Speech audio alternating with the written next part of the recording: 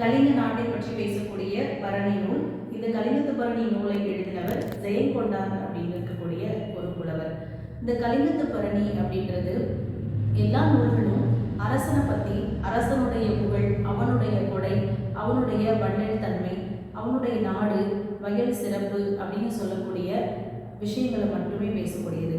ஆனால் மாறாக இந்த கலிங்கத்து பரணி அப்படின்னு இருக்கக்கூடிய நூல் முதலாம் குலோத்துங்க சோழனுடைய படை தளபதியாக இருந்த கருணாகர தொண்டைமானுடைய சிறப்பை பற்றி தான் பேசக்கூடியதாக இருக்குது. இது ஒரு முற்றிலும் மாறாக இருக்கக்கூடியதாக இருக்குது. இதில் பார்த்தோம் அப்படின்னா இந்த முதலாம் குலோத்துங்க சோழன் அப்படின்ற அரசன் அனந்தவர்மன் அப்படின்ற ஒரு அரசன் கிட்ட போரிடக்கூடிய செய்தி. இந்த அனந்தவர்மன் யாரு அப்படின்னு பார்த்தோம் அப்படின்னா முதலாம் குலோத்துங்க சோழனுக்கு திரை கொடுக்க மறுக்கிறான். திரை அப்படின்னா தெரியும், நாம வரி கொடுக்கக்கூடியது. அந்த வரி கொடுக்கக்கூடிய செயலை இவன் மறுக்கிறதுனால கருணாகர தொண்டைமான் அப்படின்னு சொல்லக்கூடிய படைத்தளபதி மூலமாக இந்த பரணி போரானது நடக்குது.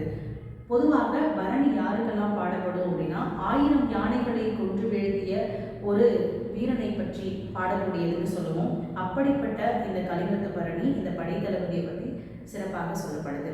இந்த கலிங்கத்து பரணி நூலில் நிறைய வகைகள் நாம் பார்க்குறோம். அதில் பார்த்தோம் அப்படின்னா கடவுள் வாழ்த்திலேயே போர் தலைவனாகிய இந்த முதலாம் குலோத்துங்க சோழன் அப்படின்ற அரசன் நெடிந்து வாழணும், அதாவது நீண்ட காலமாக அவன் சிறப்பான ஆட்சி செய்யணும் அப்படின்னு சொல்லக்கூடிய வாழ்த்து முறையாக கடவுள் வாழ்த்து இருக்கு. இதில் பார்த்தோம் அப்படின்னா கடை திறப்புன்னு சொல்லக்கூடியது, அதே போல காடு பாடியது, கோயில் பாடியது, தேவியை பாடியது, பேய் பாடியது அப்படின்னு சொல்லிட்டு எல்லா வகையான ஒரு அமைப்பு முறைகள்லையும் இந்த கலிங்கத்து பரணி பாடப்படுது. இந்த கலிங்கத்து பரணிலே மிக உச்சகட்டமாக இருக்கக்கூடியது எது அப்படின்னு பார்த்தோம்னா போர்க்களத்தில் இறந்துபடக்கூடிய அந்த அரசர்கள், புலவர்கள், அதே போல அந்த வீரர்கள் எல்லாருமே கீழே போர்க்களத்தில் கை வேற கால் வேறையாக கிடக்கக்கூடிய காட்சி. அந்த காட்சியில் பேய்கள் எல்லாம் கூத்தாடக்கூடியதாக இருக்கு. அதே போல இந்த பேய்களுக்கு பரணி கூழ் சமைத்து கொடுத்த காட்சியும் இடம்பெறுது. இப்படியாக இந்த போர்க்கள காட்சி முறையை நாம் படிக்கும் பொழுது மிகவே ஒரு சுவாரஸ்யமானதாகவும், அதே போல எப்படியெல்லாம் அந்த போர்க்கள காட்சி இருந்ததுங்கிறத நம்ம கண் முன்னாடி நிறுத்தக்கூடியதாகவும் இருக்கு. இதில் பார்த்தோம் அப்படின்னா இந்த காடு பாடியதுல கலிங்கத்தில் அந்த கலிங்க நாட்டு போர்க்களத்தில் பேய்கள் எல்லாரும் ஒன்று கூடி அந்த நிலங்கள் இருக்கு இல்லையா, உடலிலிருந்து இருக்கக்கூடிய அந்த இறைச்சி, இது எல்லாத்தையும் அந்த பாத்திரத்தில் போட்டு சமைக்கக்கூடிய அந்த கூழினுடைய தன்மை எல்லாத்தையும் இந்த காடு பாடியதில் சொல்கிறாங்க. அதே போல் பாலை நிலத்தினுடைய வெம்மை, அதாவது பாலை நிலம் அப்படின்னாலே நமக்கு அதிகமான வெப்பத்தை கொடுக்கக்கூடியது, சுரம் சார்ந்ததுன்னு சொல்லுவோம். முழுக்க வெயிலாகவே இருக்கும். எப்படி இருக்கும் அப்படின்னா மூங்கில்கள் கூட உதிர்ந்து கிடக்கக்கூடியதாக, எந்த ஒரு நீரினுடைய தன்மையே இல்லாத அளவுக்கு ரொம்ப கொடும் சுரமாக இருக்கும். அப்படிப்பட்ட இந்த பாலை நிலத்தினுடைய கொடுமை எல்லாமே இந்த கலிங்கத்து பரணியில் பாடியிருக்காங்க.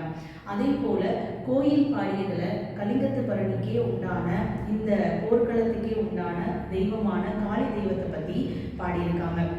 காளி கோயில் எப்படி இருந்தது, அதனுடைய அடி, அஸ்திவாரம், அதனுடைய காளி கோயிலினுடைய சுவர், தூண்கள், இது எல்லாத்த பற்றியும் இந்த கோயில் பாடியதில் சொல்லியிருக்கிறாங்க.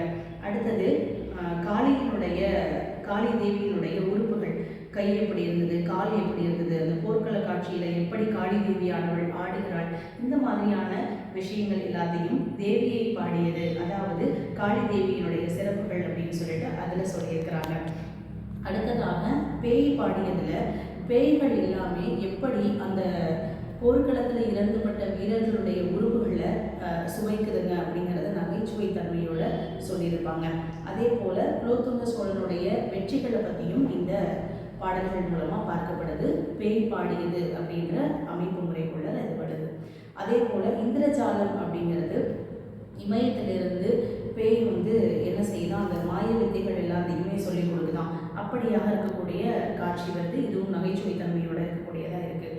அடுத்தது பார்த்தோம்னா ராச பாரம்பரியம் அப்படின்னு சொல்லக்கூடியதுல குலோத்துங்க சோழனுடைய அந்த பரம்பரையினுடைய சிறப்புகள், பெருமைகள், அவன் செய்த வீரம், அதே போல் அவருடைய முன்னோர்களுடைய வரலாறு, இது எல்லாமே அவனுடைய பாரம்பரியம்ன்ற அமைப்பு முறைக்குள்ள வருது. இப்படியாக அந்த பரணிக்குள்ள பல்வேறு அமைப்பு முறைகள் மூலமா இந்த ஜெயம் கொண்டார். அழகான அற்புதமான கருத்து. வரக்கூடிய ஒரு முக்கியமான விஷயம் என்ன அப்படின்னா, போர்க்களத்துல பல்லாயிரக்கணக்கான வீரர்கள் இறந்து கிடப்பாங்க. அப்படி இருக்கும் பொழுது அங்க இருக்கக்கூடிய அந்த உறுப்புகள் எல்லாத்தையும் பருந்தும் கடுகும் சாப்பிட்றதுக்கு அப்படி இறக்கைகளை விரிச்சுக்கிட்டு எனக்கு உனக்குன்னு சொல்லிட்டு அடிச்சுக்கிட்டு அங்கேயும் இங்கேயும் பறக்கக்கூடிய காட்சிகள் எல்லாத்தையும் இந்த போர்க்கள பாடியதில் நாம் பார்க்கிறோம். இந்த நூலில் இன்னும் பல செய்திகள் புதைஞ்சிருக்குது.